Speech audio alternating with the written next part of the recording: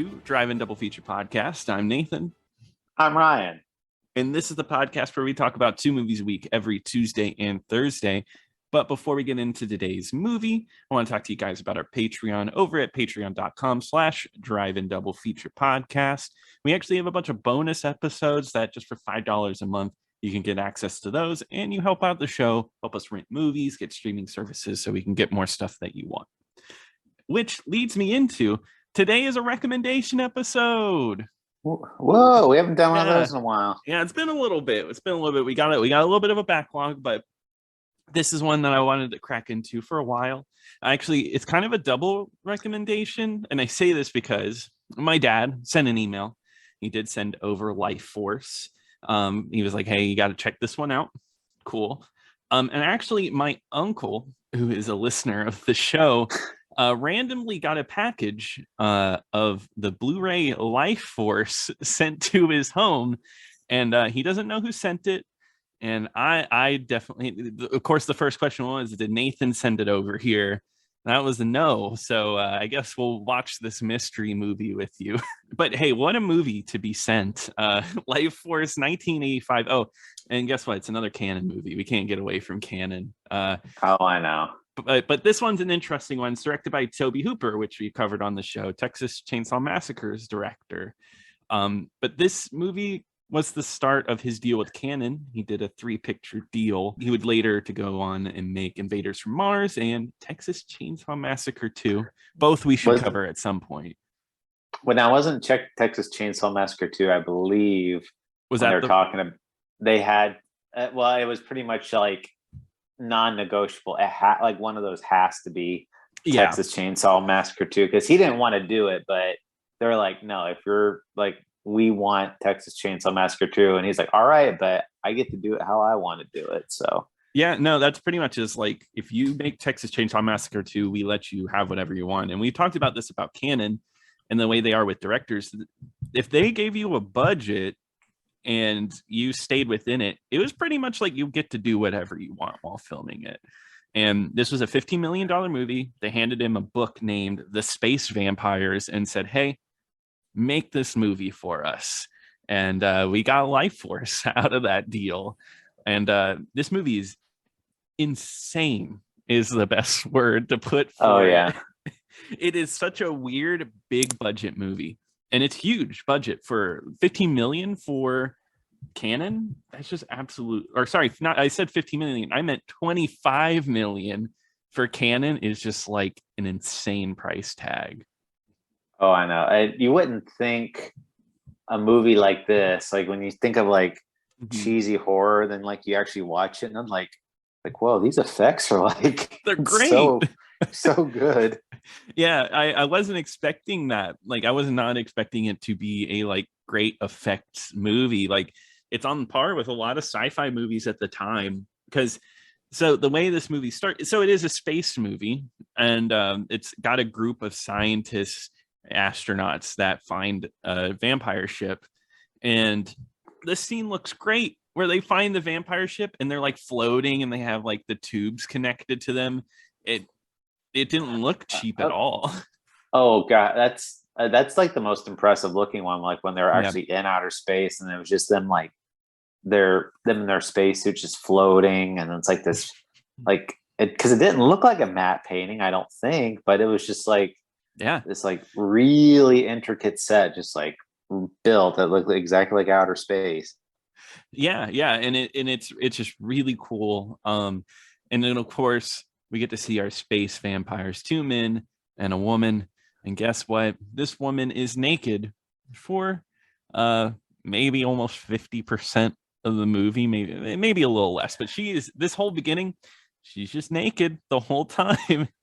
She's naked throughout the whole movie, pretty much. I mean, it's, it hits all the points. If you can't tell, Lifeforce, I really enjoyed this movie. I thought it was a ton of fun, and it's sleazy, man. Like there's just something about our lead just being naked for most of the movie that's like, wow, that's really unnecessary.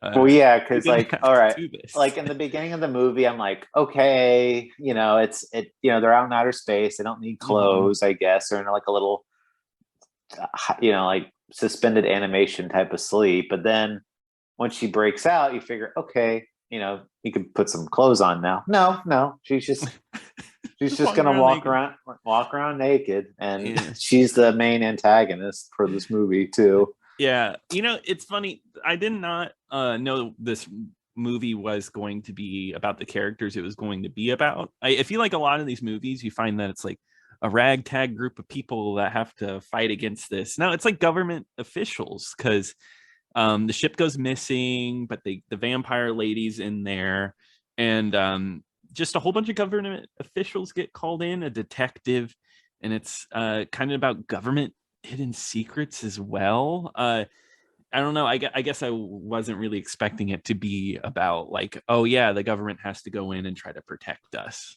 Yeah, it was like a big government conspiracy type of movie. They go out and they see like these 3 cases out there, and there's only one American, because this whole movie takes place in England. Too. Yeah. Well, heck, the ship's name is like the Churchill or something. Churchill, yeah. But there is one American, so he's the big hero coming in to save the day. Of course. But she gets back to Earth. You don't really see happen, but then he kind of comes back and reveals that this woman came and like murdered his entire crew. Yeah. Well, and it's kind of his fault. I know that this is kind of breaking in towards the end of the movie. I feel like it's an okay movie to hop around, because this movie is just insane the whole time. But it uses that alien trope in movies where it's like, oh, if you saw me for real, you'd be so scared. So I turned into the most beautiful thing that in the back of your mind. So it was like his perfect woman. So he was just like instantly attracted to this lady. I don't know how she had so it's called Lifeforce because these vampires don't suck blood. They drain your energy, I guess, your life energy. And she was trading life energy with the other vampires, but how is she strong enough to do all this while she's like in sleep mode? Just, all these pervy guys, they just want to make out with this sleeping naked woman. So then she just sucks the life right out of them.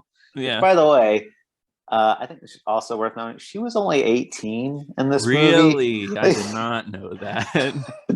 And apparently, like, there was a lot of behind the scenes where there was a lot of discussion on like how much hair should be visible.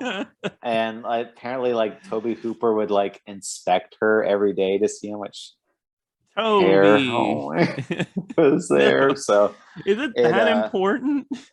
And like the makeup artist was just like, no, you can't just, like, he didn't want any hair on her, but they were oh yeah, in the movies that would be you can't do that. But anyway, I'm getting off topic here, but it was just to show you like how sleazy it was. But yeah, she that's her main power, is that they don't suck blood out or anything like that. They just it looks like Ghostbusters kind of, where it just shoots a little beam out of her face and it sucks all the life out of them, and they turn into these dirt looking corpses. They look like they're husks, almost like drained of like everything inside of them. And I think these guys are really cool. They're actually kind of scary because like it's all animatronic work, but they're like drained and like you said, look like dirt, and they like get up and move, and like it's like they can hardly breathe. It's kind of dark. Yeah, she does it because when she gets to the facility, there is one security guard there, and he does like the whole like, oh man, like she's great looking, and like gets really close to her, and she just sucks all the life out of them. And there's so many little funny moments in there that I like, because well, first it's like when they're floating in space, like they see her there, and they're like, wow, she looks good. And one guy says, yeah, I've been in space for 6 months. She looks perfect to me. Yeah. I love that moment. Yeah, isn't there a part too where they bring her in and the guy's like, oh, I feel like I'm being drained. He's like, oh, I feel like I'm energized right now, or something like that. Yeah. She starts breaking out of the facility, and the main guy was just like, He's like, don't worry, a naked girl is not going to get out of this complex. And like it's like all these bumbling security guards are like these British guys. She's like, now what did you say she looked like? She was naked. She is naked lady walking in walking a naked lady. It's so, I think it's so funny. They might as well have been cartoon characters with eyes out of their head. Oh, woo, good. She's walking down the stairs naked. I know. Like, oh, she must be bonkers, coming down the stairs, because they think she's just crazy. Right. And then she just breaks through the door and nobody tries to stop her, really. No, they're just like, oh, I mean, it's a naked lady. What are we going to do? She's getting away. A naked lady's getting away. I didn't know it was that easy to sneak into government buildings in the UK. I guess good to know. Yeah. I don't little tips for our audience. I don't know. Yeah. It's real easy to break out of jail in the UK. Oh, okay. Good to know. Good to know. Well, just take off their clothes and just walk out the front door. Yeah. If they saw a naked man, I don't know. It'd be a different movie. That's all I'm saying. Yeah. Well, there was 2 naked guys in those cases, but they're like here and gone in like a second. Yeah, those characters are so boring. They don't. Obviously, this movie is not interested in those two. Yeah, well, who wants to see that? Ugh. Gross. No, but I do find it odd. I guess now is the time to talk about this. That this movie only had an R rating. I feel like for 1985, it kind of pushes it a little bit. I mean, it's violent, but not like hyper violent. But the nudity is like even more than some movies today. I would say it's. I know it's a lot. Some of those like erotic movies or whatever. But I mean, even though there is a naked woman, there is no sex. Well, there is one part. There is one, but that's at the very end. I don't think like there's nudity, right? No, there is. Well, yeah, there is. Well, I think about it. So, like we said, the woman does get out, and she becomes another woman, and then she wants to drain life force from a man, so she tries to seduce him, and that's one part I don't know that I thought was a bit weird. So, this plot seems complicated because it is. The main guy had his life force drained by the main woman, but just enough that he can live. But that also means that he can see inside her mind and see what she's doing. So he's the tool to see where she's going. Yeah, this is probably, I mean, besides all the sleaziness, this is probably like the part of the plot where I was just like, we didn't like why is there like this like mystery like trying to find her now, like, because it just, I mean, it's a vampire. I mean, she can cause enough havoc on her own. Why does she need to start possessing people and doing that type of thing? She's like trying to hide out, right? Like that's the idea. Is like, oh, I'm hiding and trying to switch bodies so you can't keep up with me. But obviously she's so powerful that they can't capture her. And also by the end of the movie, that's not her goal. She can just wreak so much havoc.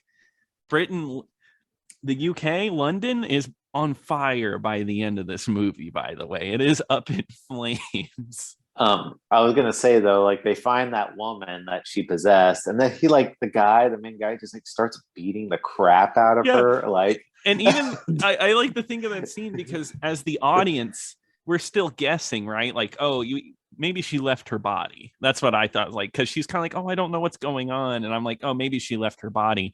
But no, he just like, no, I know it's her, and just like slaps the crap out of her. And the guy he's with just sits back and is like, I'm what I think he says, I'm a voyeur. So this is okay. I know. They just did that, and I mean, it's eventually confirmed. So then it's like, oh, okay, well, he's justified, but I guess, but she's still like a victim. This poor girl, she got possessed, and now this stranger's like beating her up. So. Yeah, and then the space vampire lady is gonna leave her body, and she's gonna feel like her face is gonna hurt so much. But there is a very big appearance in this movie. I was so surprised by this. Go ahead. Yeah, and it is Patrick Stewart from Star Trek fame. I didn't even know. Oh yeah, I've seen this movie before. Actually, oh, you have? Okay, gotcha. So I knew it was coming, but it was even back then, though, I was just like, huh? And it was just, but he makes a very big presence because Yeah. it turns out like, because you think like, he's this mental asylum like director or something, and they Mhm. think that they're like, okay, well, there's a guy in here, we think that this girl is now like she's possessed this guy, and they start going through all that, but it turns out they knew all along that she had possessed Patrick Stewart's character, and then Patrick Stewart starts like screaming and like making all this noise and Yes. like looking like so panicked. Yeah, he really sells it for this movie. I was surprised. I like I said, I heard his voice first, and I was like, I know that voice. I like the voice. That's a nice British voice. And I'm like, oh, it's Patrick Stewart who has it. I know he narrates stuff all the time. And yeah, it went in a way I did not expect, because a lot of the finale of this movie is him being slapped around by our main guy, and he has to play a dual role almost. He has to play the woman vampire and himself. And I think it's a really cool sequence where like the camera shifts between him and her laying there. And I think he's putting on a better performance than the main woman in this movie. Well, to be fair, English is not this woman's first language either. Gotcha. So That makes sense. Okay. so see, she had to learn all of her lines phonetically and Mm. from. So I give her a little bit of a pass because besides the acting not being where, I mean, just her standing there. I mean, obviously, besides she's naked, she does have a presence about her. Oh, of course. So, Yeah. but I do like Patrick Stewart's character because he goes all out, like I said, and then Yeah. he also has a man on man kissing scene in Yes, this he movie too, does. where with the main character. Yeah, which is awesome. That's Toby was just throwing everything at the wall in this movie. I think they said that's one of the first I like would, yeah, man on man kissing in a movie. yeah. That's definitely like really early, 1985. I'm sure that was a little shocking to see in the theater, even though not a lot of people saw this movie. For one, Right, right. yeah, Well, lost all that money, so yeah, I mean, one other really good effect in this movie too that I like. So after they figure out Patrick Stewart's been possessed by this woman, they put him up on a helicopter with another guy, yeah, and there's like all you see all of a sudden is like all the blood from Patrick Stewart's body, and another guy is just shooting yes, out of their bodies, and it's forming into the shape of the woman, and then the woman comes back, yes. and she's covered in blood, and she screams, and then like the whole body just drops to that. That was like a really cool scene. No, that visual is amazing. If you're not going to watch this movie, at least like look this up, because it's so crazy, because it has like the whatever you call him, the mannequin or whatever for both Patrick Stewart, and just watching the blood just like pour out of him. It was just an insane visual. Like this is one of those movies that's like, I don't know. I watch it and I'm like, oh wow, this is why practical effects are so cool, because you get to see like genuine workmanship. Like they had to work out how to do all this stuff, and it ends up looking really neat in the end. Can you imagine that scene if it was done with CGI or It would something like that? it wouldn't be as impressive, right? Like I don't know, like to see a CG person draining blood, and it probably wouldn't look very good. No, I Yeah. mean, most movies with CGI blood never really look good, especially like those war movies where they get shot and you just see this digital blood just come Yes. out. I hate that. Like I think we talked about that with the movie Roar, not Roar, the other one, Prey, which had Mm-hmm. digital blood, and it's just like it makes your movie look cheap, like just off the bat. Like, come on, just get some corn syrup and some red food dye. You're good. Yeah, exactly. It's not that hard when you're a multi-million-dollar movie, I'm sure. But it's easier, less work, I guess. I always Um, keep a bucket of fake blood just in case. just in case in all your filming projects, or You guys don't know it, but behind the scenes on the mic for the podcast, Ryan sometimes just likes throwing blood around for some reason. I act out all the scenes from the movie, Yes, yeah. so that way Nathan has a reference in case he forgets. Yeah, well, and I do that all the time, so don't worry. Which, speaking of forgetting, I did not forget this movie. I thought this movie was pretty unforgettable for the most part. It's I don't know. A lot of people do talk about this movie. I think this movie has sort of gotten its due over time. Like I said, it made only like $11 million. It was a flop, but I think now it's a cult classic. I feel like people appreciate this one a little bit more.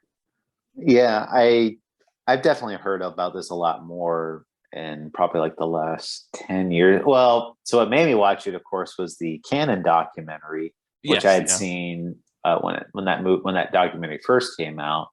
And I gotta see, because they featured this movie in there too. And I was like, I gotta see this movie. And I watched it probably like 3 or 4 years ago. So it was, I was like, wow, that was a lot better than I expected. Because most of the time with Canon, I mean, usually you expect quality from Canon, but yeah, usually.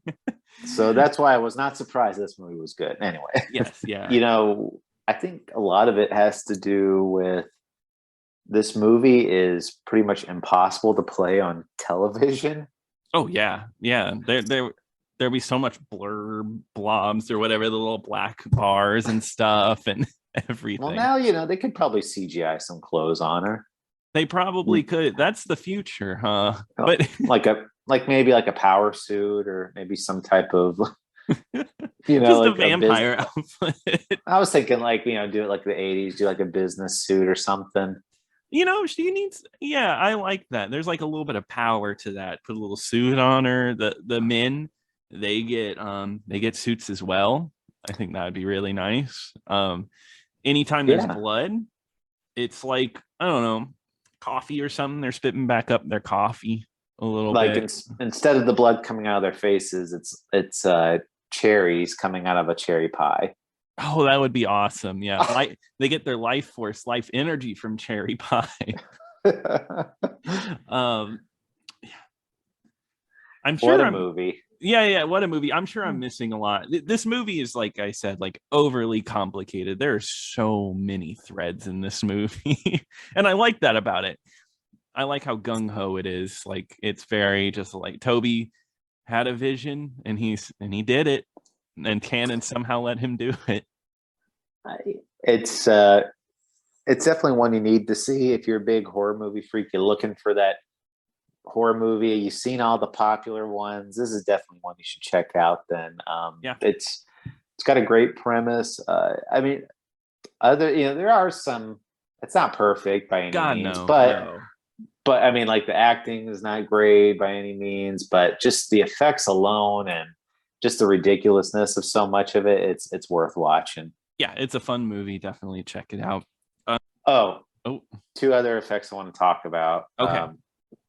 So we talked about the people getting the life force getting drained out of their bodies. Yes. And the guy, like the one where the guy is like his eyes are still intact and he's still moving. He kind of looks like E.T. a little bit. Yeah, kind of like it's like kind of like brown, right? He's got like this gross texture. Like a really tall, skinny E.T. Yes. And the guy, I think there's some kind of like an aura, like because the doctor like gets like right in that corpse's face, and it looks like he's about to kiss that corpse. That's too. What I think like he was getting drawn to it, and he's like, "Oh, I'm gonna go kiss this corpse." But no, he ends up getting his life sucked from him. Right, and he gets his life sucked right out of him, and that's a good scene too, because then he becomes whole again, and he's a human. Once more. That's the one where he kind of fills up like a balloon, right? Like almost, it looks like he has like warts growing on his face that kind of bubble up as he goes up. And I thought that was a really neat effect. Right. And then to test out the theory that they need the life force, they lock him up into a cage. Mm-hmm. And later he tries to break out of the cage as a corpse again. And he runs there and he just turns into a big pile of dirt. Yeah, I know. And he kind of explodes into it. Actually, one point I do want to bring up.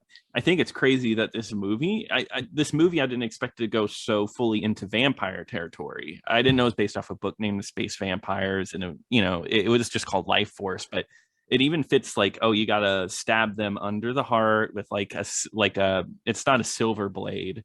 There's like a specific term for it, but like all these vampires abide by vampire rules, and they're like, oh yeah, these are vampires from like the past. This is where the legends come from. I thought that was actually really neat. I wasn't expecting it to be a vampire movie. Yeah, no Bela Lugosi, unfortunately. No Bela Lugosi or whoever played him in Dracula Untold, the Dark Universe picture. Oh, that's right. Yeah. Okay. Yeah, the one that Gotcha. started up the the Amazing trilogy. That never happened. Who was there a Dracula? Was it? I don't know. I never saw Dracula Untold. Here, Gary Oldman in Bram Stoker.